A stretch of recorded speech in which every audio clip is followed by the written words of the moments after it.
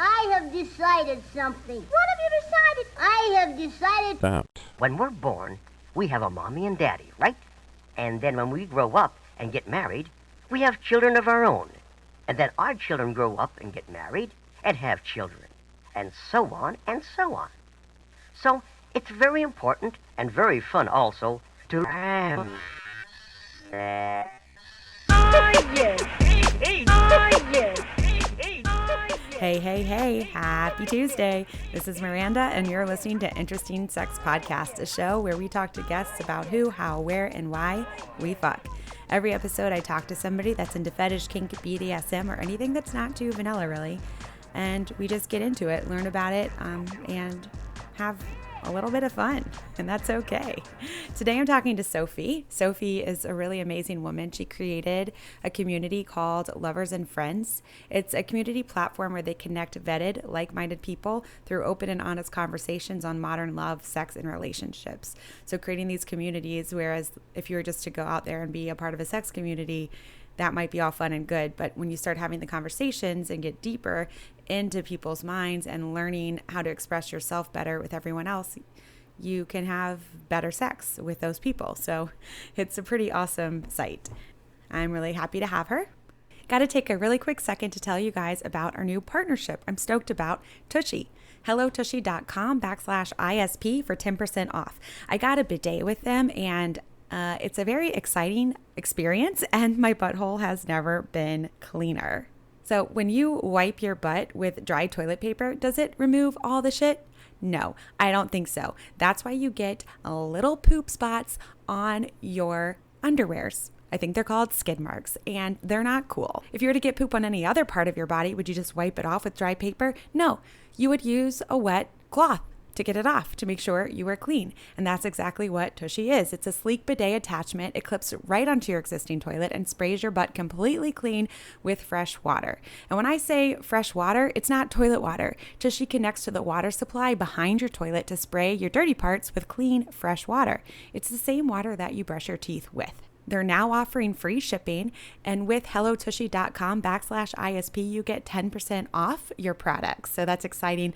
Their classic bidet is only $79 with this. I know a lot of you like to do dirty things with your buttholes, so how about you clean your butthole and get yourself a Tushy? HelloTushy.com/ISP. And while you're doing your bathroom poopies, why don't you check out the book While You Were Pooping? It's an inappropriate children's book for adults. All the pictures are drawn with coloring pencils, so it looks like a 12-year-old drew it, but everyone's naked, and it's very inappropriate. So while you're pooping, your ex got laid, or while you're pooping, a dolphin got caught in a net. It goes all over the place. It's a great book, super fun. You can find it on Amazon. You can even look up the pictures if you went on Google, whileyou'repoopingbook.com, or you can find it on Amazon, While You're Pooping by the Anonymous Pooper. Okay, now back to our show. We are really excited to talk to Sophie, and if you love what she has to say and you want to be a part of the site, she has been really awesome and giving us a promo code as well, promo code ISP, and you can get half off of your first month to be a part of this really rad community. Okay, so with no further ado, let's open our ears, our hearts, and our holes and give a nice warm welcome to Sophie.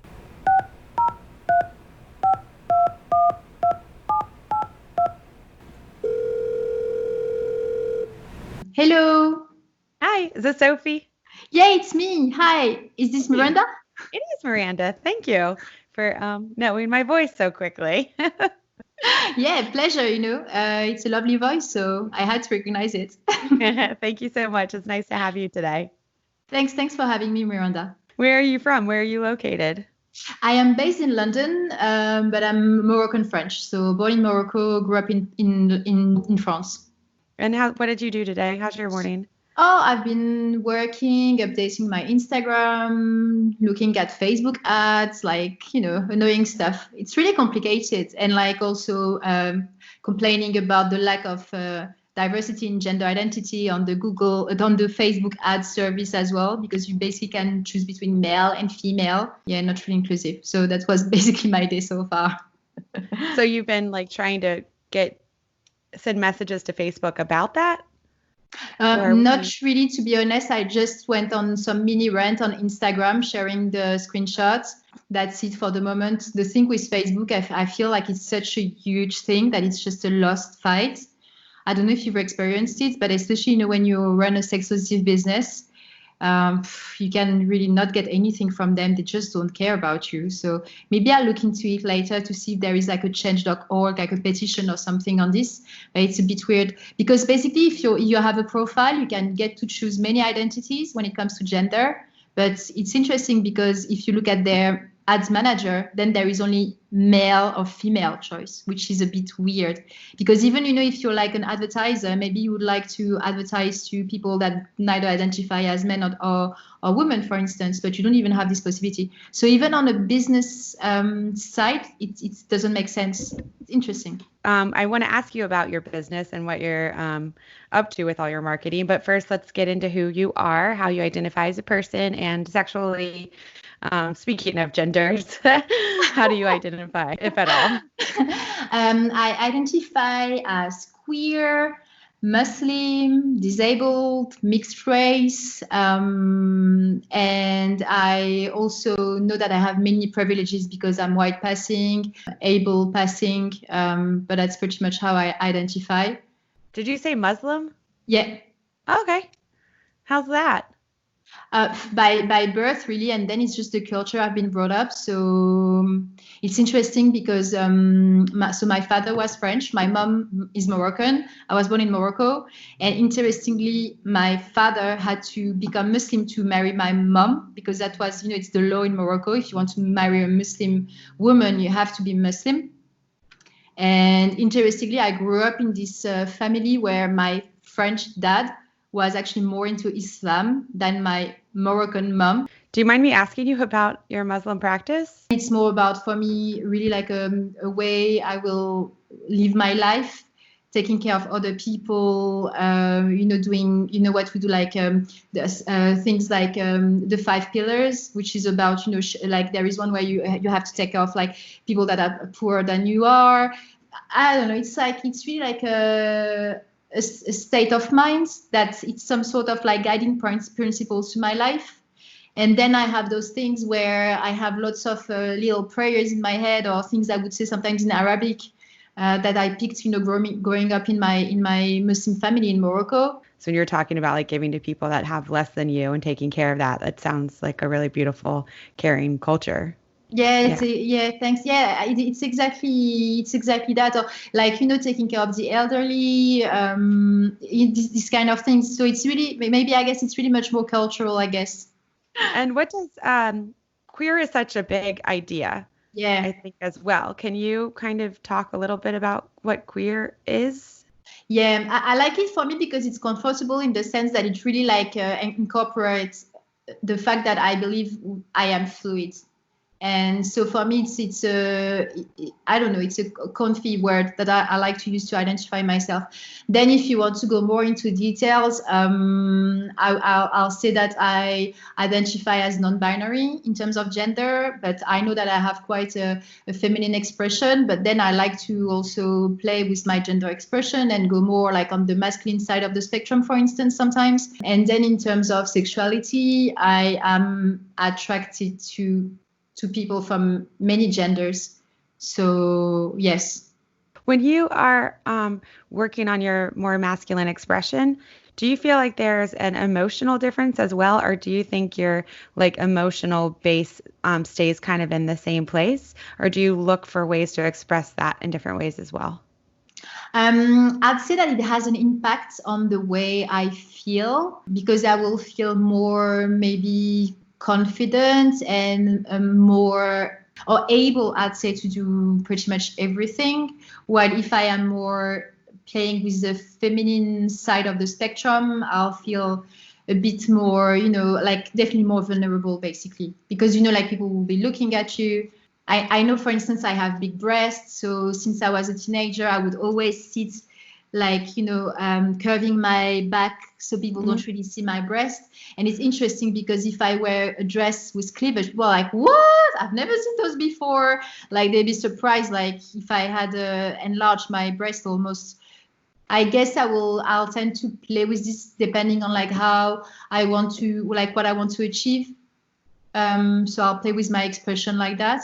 Or sometimes, I'll have like very long nails and I'm happy to play with those. And then I will be like in hardcore workaholic mode. So I'll need to be typing on the keyboard. So I'll just like cut my nails. So I know that like, I'm more comfortable with that. So yeah, I'll play with my expression like that. Is it something that comes from like you wake up some days and you just feel more one way than the other? Or is it more like you have your purpose that you're trying to do and then you kind of dress and get that mindset for that? Yeah, I guess it's a bit of both. Also, I noticed that so I don't use any hormone-based contraception. So I also noticed like along my cycle, I can see how at certain moment in my cycle, I'll be more comfortable being like playing more seductive, but like more on the feminine side of the spectrum.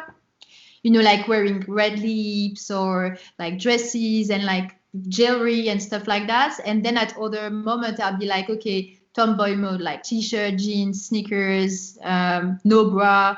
Like last time I was even like thinking of find some bras that would like make my like diminish the size of my breast, like the way like you sports bras kind of. Yeah, kind of. So I will like be like I will really, it will really depend like on my cycle and then on things that happen. So for instance, last week we had an event to celebrate the 2-year anniversary of the community I created. And it's funny because I kind of like mixed both expressions. So I wore this like super sexy latex dress. And I just mixed it up with like sneakers and a big shirt on top. And so I find some sort of like, balance between the different things. So yeah, and thinking sometimes maybe I would be more comfortable and get rid of the shirt, but in the end I just kept it. Okay, so you were talking about the community that you created and how you just had an anniversary. Yeah. Your 2-year anniversary, you said? Yes, thank God we survived the lockdown. Yeah. Yeah. Well, tell me about what it is and what you guys do. It's a community I created in London, so 2 years ago. And at the beginning, it was all about hosting sex positive but non-sex focused social mixers for like-minded people to meet, like really laid back, friendly environments. And with the lockdown, we have evolved into a community that is conversation focused for people who question everything love sex relationships. So what we offer to our members is access to open and honest conversation. They can find support in the community, ask questions. So we have a community forum, and also what we do is that we have those weekly events where a member can ask a question to the other members, and they'll jump in just to listen or because they want to help, share resources, experience, anything. So people just meet up in person that are all like sexually open, but they just get together to meet each other? That's what it was at the beginning. And with the lockdown, because we had to move to an online, system, it's been like, it's interesting because I felt when we were doing these events, people would come back. Like you had people that would join because they were thinking, oh, I'm going to find playmates or whatever. And then you could notice that people were coming back, but not because they were finding people to have sex with, which was like a nice byproduct, but they were coming back because they love the freedom of being in an environment that is truly safe, diverse, inclusive, and where they could really speak up their mind and like share things and ask questions. So what we've been doing moving to online has been to really like take this conversation, open, honest conversation aspect and work around it. Now that's what what we offer to our members is to connect through these conversations. And then on top of that, because they bond through these conversations, they get to know each other. They also host events on the side, like small gatherings, because of the restrictions that you have now. So like they host like brunches, movie club, cycle club, anything really to get to see each other offline. Cool. And what gave you an idea to make like a non-sexual, sexy platform? I did it for me basically because when I started exploring my sexuality further with with my husband, who I met 6 years ago in Paris, we tried a lot of things. And interestingly, I thought, because people, on the scene, I hate that word, but they tend to say, "Oh, we are open-minded, la la la." It's a bit like the code word to talk about people like that. It's like open-minded people. So I thought I'd meet like people that are open-minded, super interesting, la la la. And then navigating those experiences, I was a bit frustrated because I saw a lot of things that for me weren't right.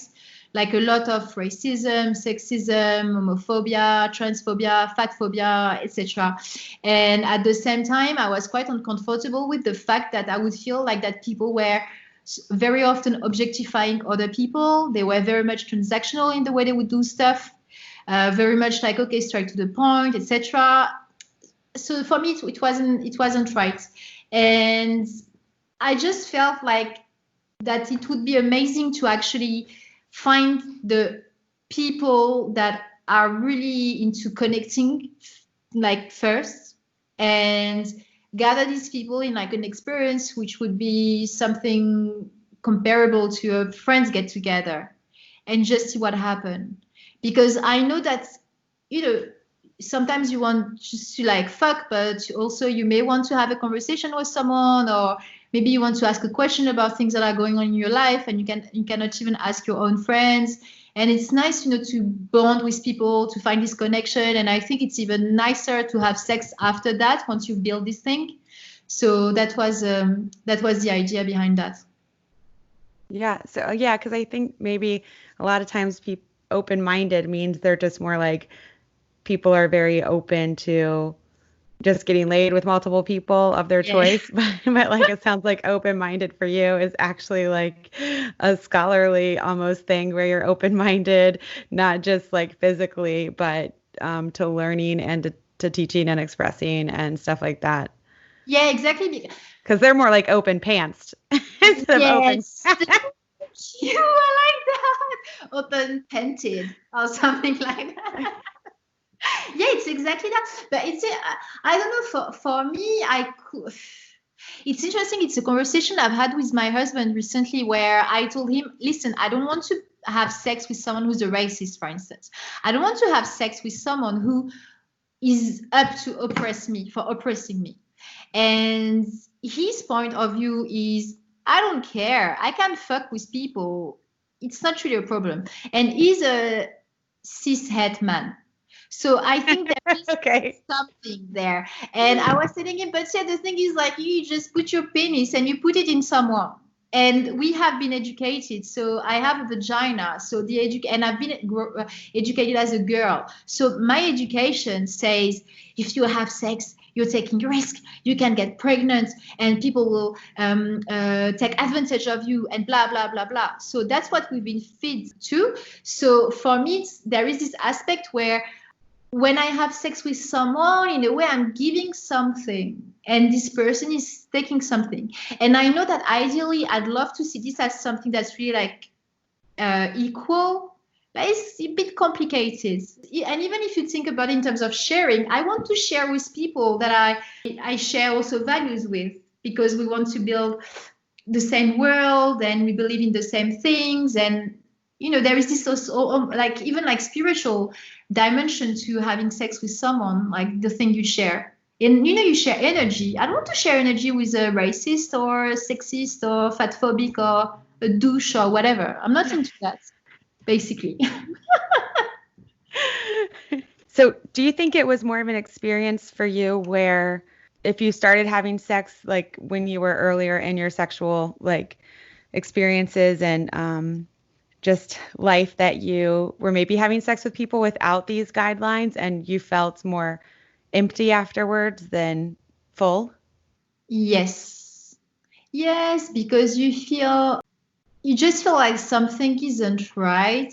And I wish I wouldn't even have those feelings, and I wish I would be strong and be like, oh, whatever. But yeah, you just feel, was I taken advantage of, or is this person really respecting me? That's the thing you feel. And also, I guess there is these things where you also give love. So having sex with someone, well, in my case, and then if you feel that the person is just like taking the piss, it's complicated. Yeah. How did you meet this cis-het man?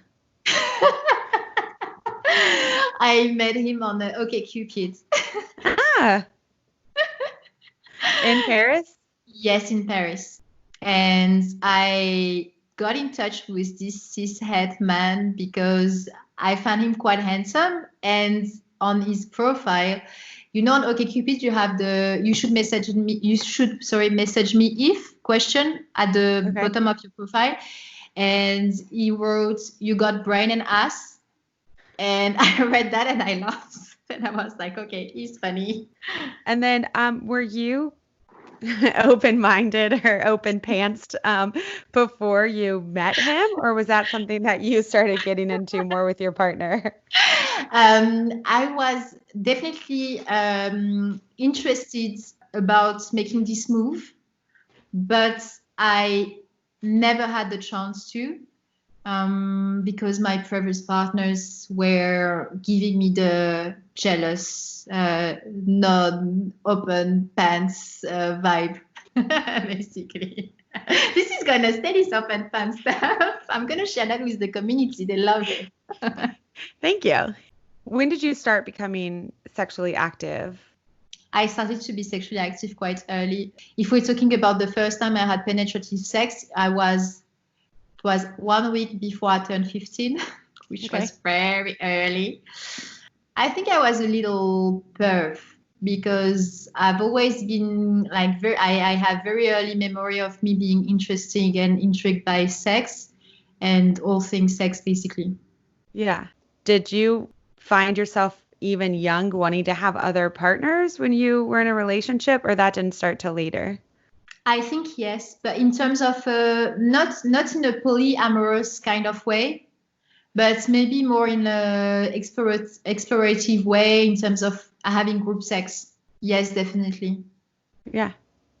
Like since beginning, I think even. Was your husband into that before he met you, or how did that start with the two of you? Yeah, he was into that before we met. And what happened, very simple. The first time we had sex, which was on the first morning and not on the first night, because I did this on purpose. We had this conversation, which was basically, okay, what are your fantasies? And he looked a bit shy, but then he disclosed, oh, you're going to think I'm weird, but I'd love to have sex in front of other people. And I was like, wow, yeah, let's try that. That's amazing. Like, okay, cool. And that's how it started. Had you had sex in front of other people before? Never. No, never. No, I never. It's funny because I was thinking, but no, it's crazy. No, never. Him, yes, yeah. He had experiences before. He tried stuff. So he was, he had those experiences that I didn't have. What was your first experience like? That was one night, I don't know, maybe around 11 or something in Paris. And he took me to this, to a sauna. But it's a sex sauna, basically. So it's a sauna, but people go there to fuck. That was so weird because the place, to be honest, I'm kind of, I like luxury stuff. Like I like a Chanel bag. I like a spa. I like those things. And basically this place was like thousands of miles away from that. So we got there, they give you like towels, you have to undress, and then you're here in this sauna that feels like some sort of like public swimming pool, basically, in terms of vibe. So it's not really sexy or whatever. And you could see that already we got in, like all the single guys were following us, very weird, but still keeping distance. It's like, oh, fresh meat, okay. And we went to lower level.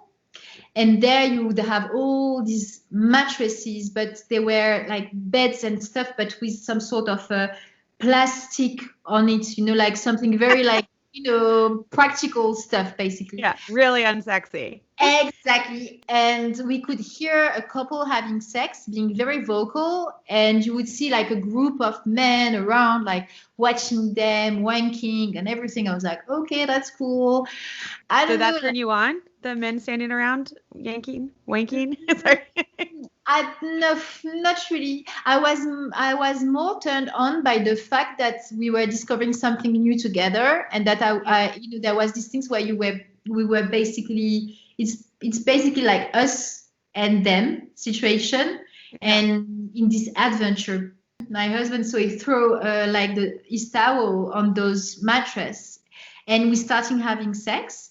And it was crazy because I can remember still, it was on top of me at some point, and I could see like all the heads of all those guys like watching us. It felt like it felt like if there were some aliens discovering humans, like looking at us. It was so weird. And I don't know, we felt so like close. That was very good sex. So that was the first time. So you didn't feel like objectified in that moment with all those guys? Or... Interestingly not, which is interesting because I pay quite attention to this whole concept of being objectified. I guess maybe because I felt empowered in doing what I wanted to do. And you could see that they were very respectful, so no touching whatsoever. And even, if we have told them to go away, they would have gone away. So interestingly, I think I felt very much in control. Yeah. So there's just all these guys that hang out there just waiting to watch people have sex? Yeah, exactly. Pretty much that's what happens. And I guess they also... Do any of them get lucky, you think? Like meeting people there? Or... So they can get lucky because sometimes in these places, you will have the classic couples who come here because they want a gangbang. So they know that they will find lots of guys at the same place.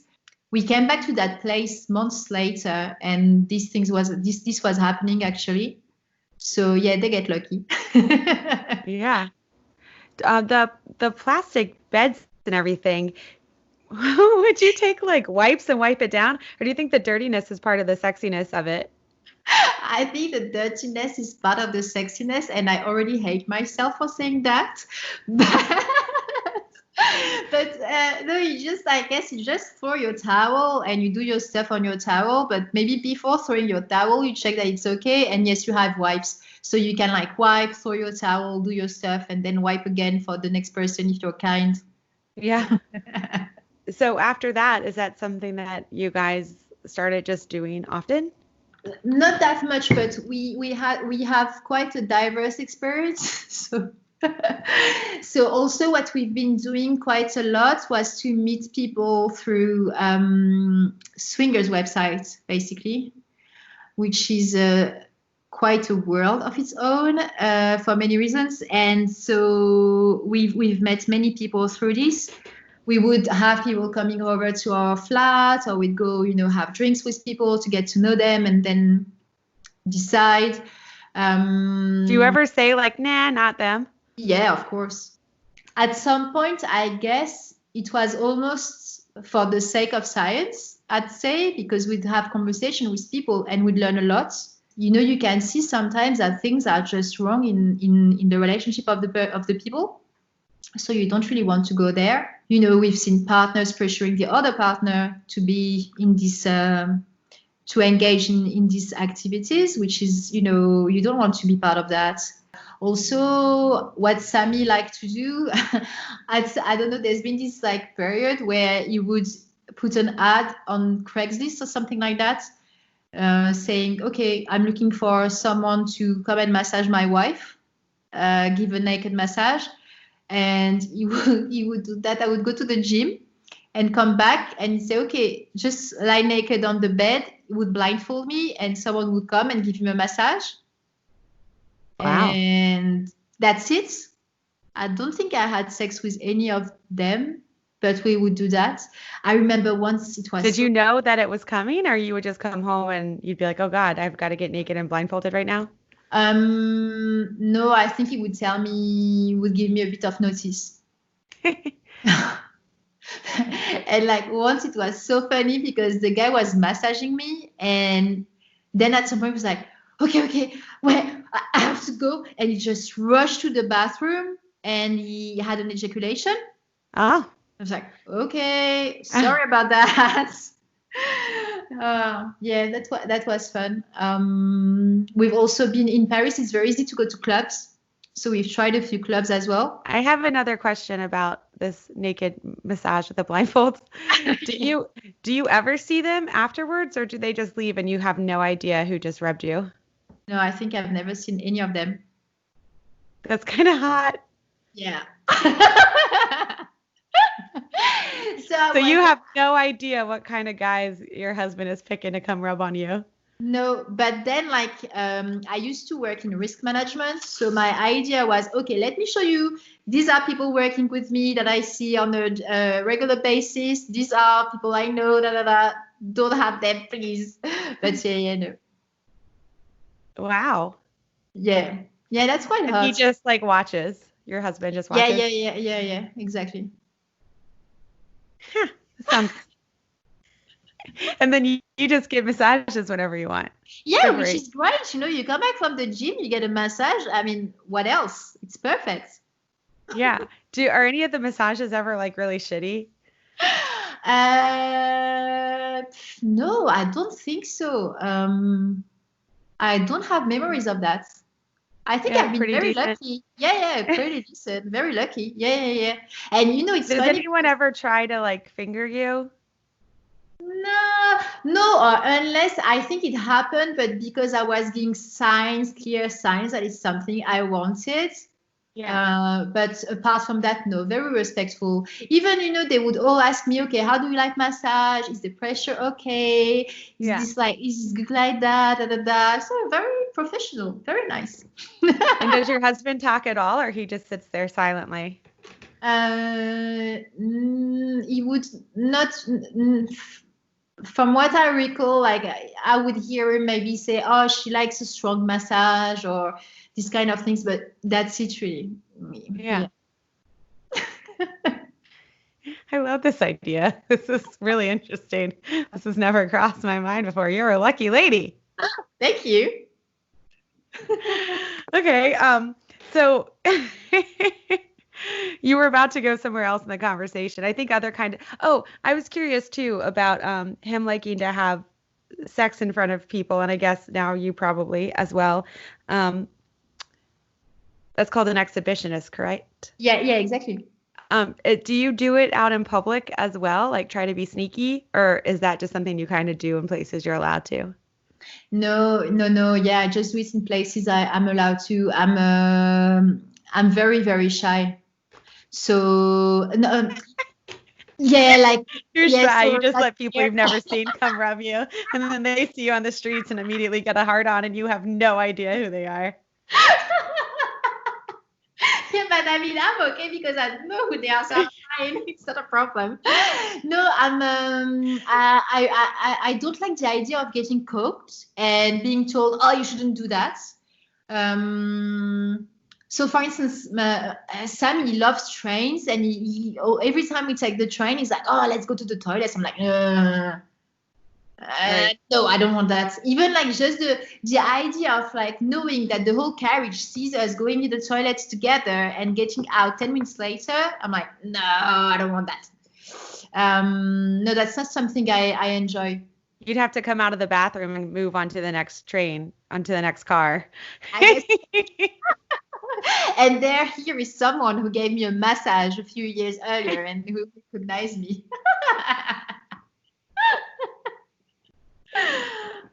Yeah. Someone standing at the door with the cup on their ear, to the wall. Oh God, no, I don't like that.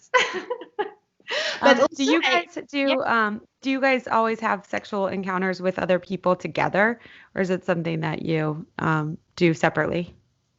And most of the time, it's something that we've been doing together. A few times, very few times, we've met people separately for sexual encounters. Yes. Because maybe he could go have sex with somebody else on the train. Yes, I think that's a plan. That's a great idea. I will suggest. Yeah, you're like, I want this to happen for you, but it's just not going to be me. Exactly. But that's what I tend to say, actually, when there are things I don't know what but I tend to say, yeah, you can do this with someone else.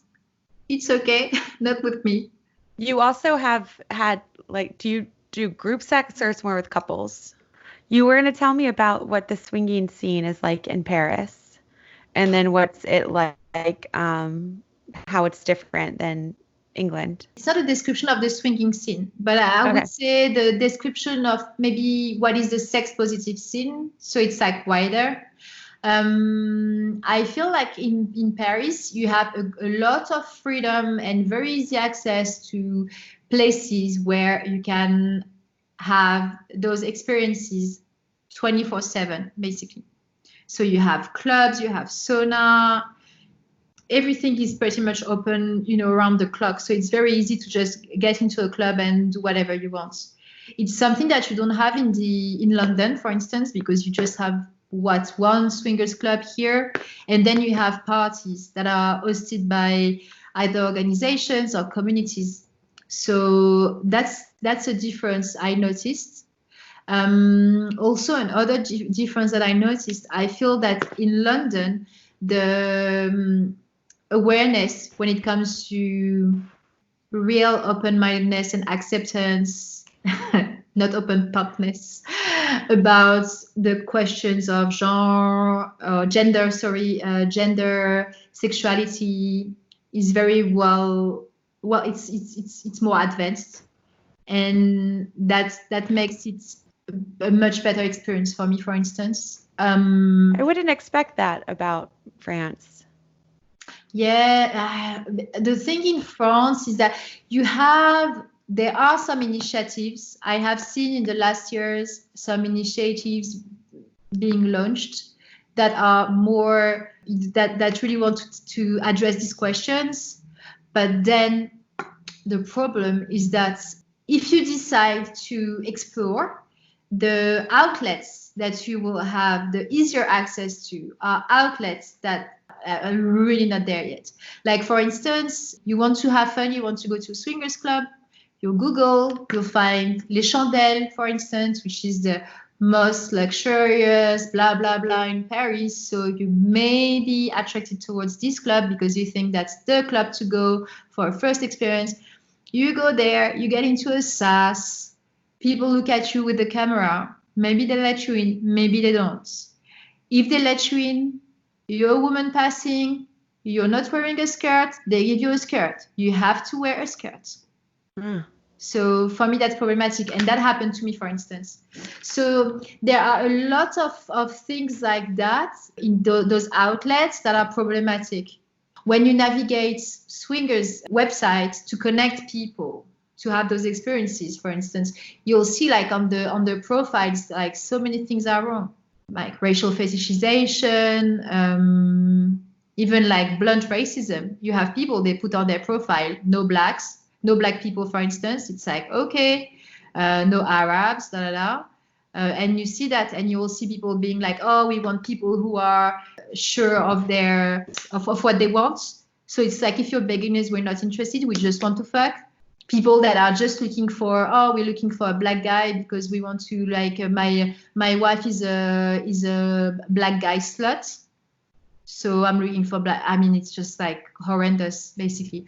So there are a lot of things that make it very complicated, and also because I guess these outlets that people have access when they discover and they start to explore sexually, those people, they will learn some sort of vocabulary, some way of doing stuff, like codes, basically, that just perpetrate things that are not right to me, I guess. You have this equivalent in London, for instance. Okay, let's say I'm talking Paris versus London. So you have those equivalents, but I feel that in London, counter organizations are more powerful and you have more access to them. So it's refreshing, basically. Yeah, the racism and the racist fetishism exist in both places. Yeah, of course. But okay. But you see, for instance, in France, so in Paris, there is this person. She's very famous. She's like a erotic writer. She is an advocate of condolism. So it's basically a partner likes to see her having sex with other men. Okay, I don't know if she's aware of that, but there's been quite a momentum in terms of the Black Lives Matter movement recently. And on Twitter, she just posted something around being, in French, there is a term for a woman who likes to be fucked by black guys. It's like black guys white or something like that. And she was using that term, putting it forward on Twitter, like even showing she had some sort of fake tattoo of that.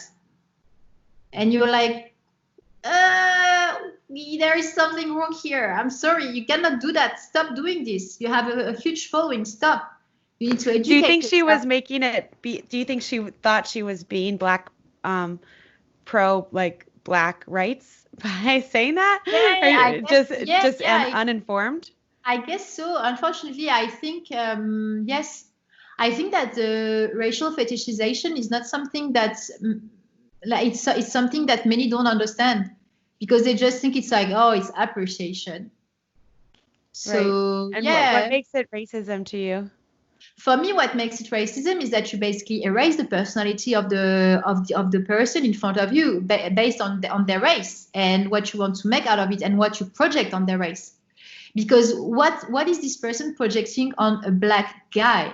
She's projecting that he has a huge dick, a huge stamina, and she's gonna get banged.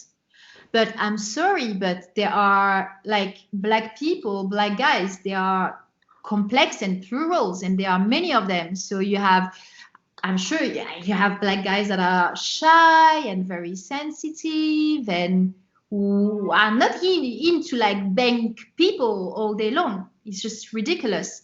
So that's the problem. And she's basically nurturing the cliches that are around black guys. And those cliches, then they fed back into society. And that's what makes it possible for someone to think that a black guy is someone dangerous.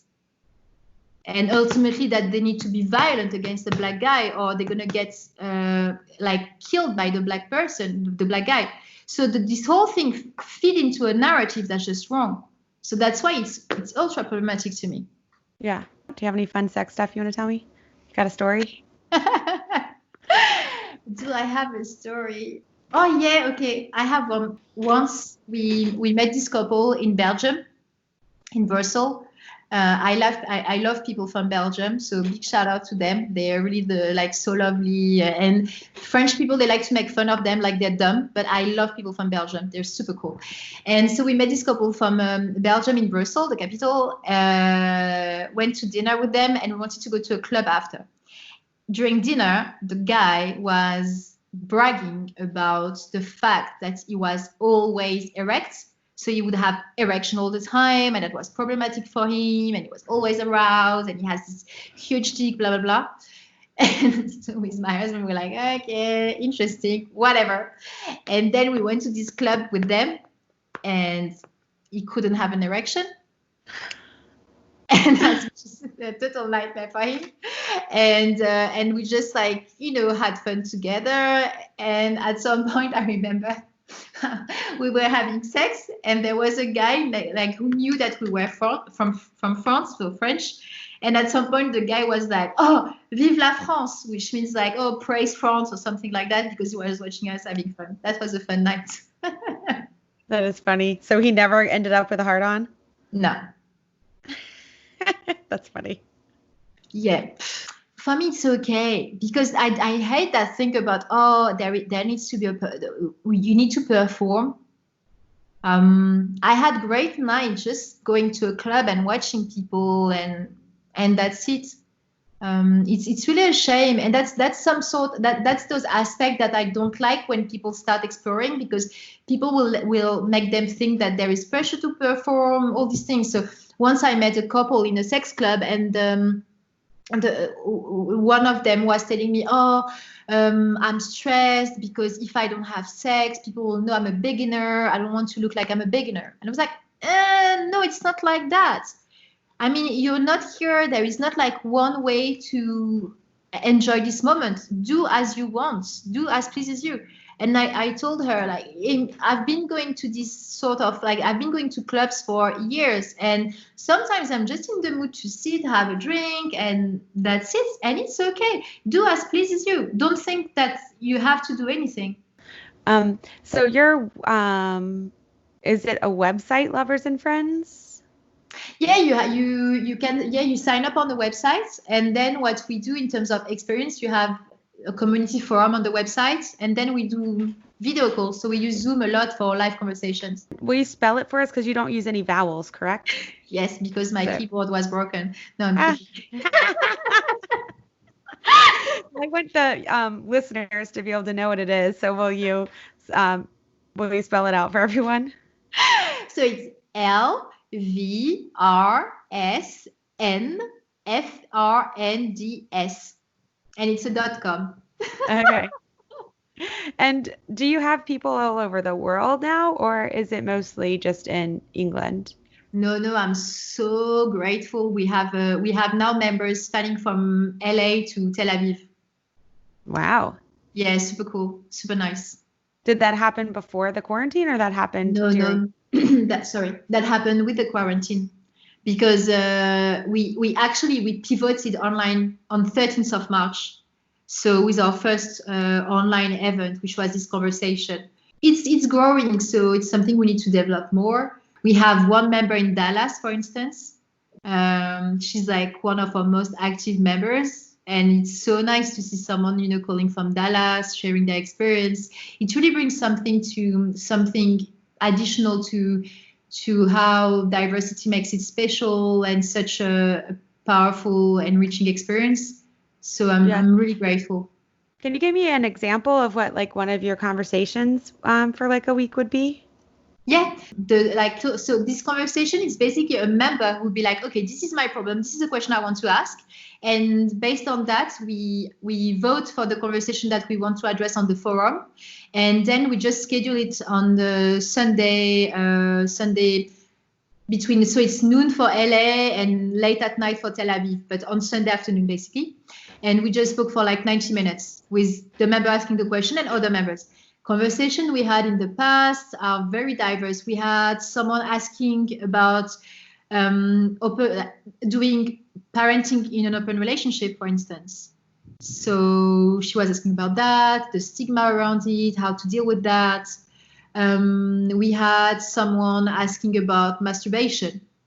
For instance, in May, we tried to have lots of questions around masturbation because it was masturbation month. We had this member asking, okay, I think I'm doing masturbation wrong, help me. And so we had a conversation around that. The same month, we had someone asking, how can I get rid of my bad masturbation habits? We had also a conversation around breakups. We had conversation about toxic friendship. Someone who was asking how to get rid of a toxic friendship. And in June, we used the platform to address questions around Black lives. So we had this conversation. The question was, how can I better support Black lives in my interpersonal relationships? So I'm assuming when this is over, people are going to want to meet up like with the other people in LA that are in LA or like have smaller group things. Yeah. And then in your experience, not to bring it back to sex, but sometimes getting to know these people in a deeper way can lead into like more fulfilling sexual encounters. Yeah, that's what I believe, and I think that's what also our members believe. I'm not judging, people who are not into this, but I mean, I know that I am into that, and I think that's something my members value. But also, on top of that, for me, I guess this is a bonus. But I see, in the community, I've seen friendships, I've seen couples, I've seen polycles, I've seen, lots of things happening, and it's very beautiful. We have this friendship first approach. So it's all about be curious with of one another, be supportive of one another. People learn a lot, and I think they are empowered in whatever their choices are in their journey. So it's very nice. And also I hear a lot of members who will tell me that what they actually do in the community help them because they have better communication even with people out of the community. And they find it easier to explain what they want, to ask questions to the others. They get to, I think conversation is key. So if you manage to speak about that, it's all about normalizing sex. You speak about it, and like relationships and all these things, you hear people, and then it's easier to actually put words on things that you think that maybe you didn't even know how to describe. But then because you've heard it with us, it's easier for you to explain to someone else. How do people become a part of your community? You need to apply on the website. So you will fill in a form that takes around 20 minutes to fill in. There are some questions to basically check, if you are aligned with us in terms of values, and then to understand your motivation for joining. I receive those forms, I review them. And then I write to the person on WhatsApp to invite them to join, or unfortunately tell them that they haven't been accepted. So it's pretty straightforward. And do people pay to be a part of this? Yes. If people want to join from my listenership, what would they do? Yeah, exactly. They would first do that and see if they get accepted. Yeah, once you get accepted, so the membership is it's a subscription based model, so you pay 15 euros per month. And there is a concessionary rate of 5 euros per month if you are unemployed or if you are a student under 25. If you're up for it, I could give you a promo code for your listeners. Yeah, I would love that. You'd love that? Okay. Yeah, of course. Tell me what word you want and we make it a promo code so they get their first month's half price. Okay. We'll talk about it after the show, and then I'll put it in my stuff. Awesome. Thank you. Pleasure. I have one last question for you. Okay. I need to know what you haven't done yet. What's on your bucket list sexually that you would still like to try? I'm going to get really steamy and excite people in my community at the moment. But since lockdown, I am compiling a list of people that are quite that really get me excited. And one of my fantasy would be to have group sex with a group of men. Are a lot of them ones from your community that don't know it yet? No, they don't know it yet. No, because I'm really serious, with what I do. So I never had anything going on with any person in the community. Yeah, so that must be a little scary for you to try to cross the line like that. Yeah, exactly. Making sure people are still comfortable. Yeah, because also, we have this system where we really pay attention to how people behave, and you can report a member if they act in such way. So I pay really close attention to power dynamics as well. So the whole problem for me was, okay, if I start having sex with someone, and if they start to think that they're entitled or something, this is going to be problematic. So I must admit that I have this fantasy list. And I keep, telling my husband about it, and we have a lot of fun, discussing it. But it's really something I fantasize about, but I'm not ready. But it's really something I fantasize about. No, that is amazing. And I'm sure people are going to get very excited about it. Yeah, thank you so much. This was a really interesting conversation, not just about sex, but about people's ideas around sex. So I'm really excited about this episode. So thank you so much for coming on. And I wish you a lot of luck with your site. And I hope you do get some really awesome new members from my podcast, because I'm trying to create a sex positive community here. Thank you very much for having me, Miranda. I had a great time. Thank you so much. And maybe you should join. Thank you. I will consider that. That's a good idea. All right. Well, thank you so much. Have a great day. You too. Bye. I hope you guys learned as much as I did. What an awesome woman. What an awesome community. And I'm so happy that I got to find a way to start to be a part of it. And if you guys want to be a part of it as well, go to loversandfriends.com and your promo code is ISP. Do you think you have interesting sex and you want to tell me about it? Feel free to send an email at interestingsexpodcast@gmail.com or go to our website, interestingsexpodcast.com. We have some fun gifts there, stuff like that if you want anything. I have to take just a quick second to remind everybody how lucky we are to get to have sex with who and how we want, and not everybody is afforded that right. I can't think of anything worse than a child being sex trafficked. 10% of any profits that come into Interesting Sex Podcast goes to help stop sex and human trafficking. If you would like to contribute to the show as well as contributing to that cause, please go to interestingsexpodcast.com where we have a PayPal link where you can donate. Thank you guys so much for being here. It is my pleasure to do this show for you. I love it so much. Thank you for coming back and for listening every week. Thank you to the band 41 for this really rad and weird song that I love, 41music.net. And I will see you next Tuesday to find out what the pussy dragged in. Woo-hoo!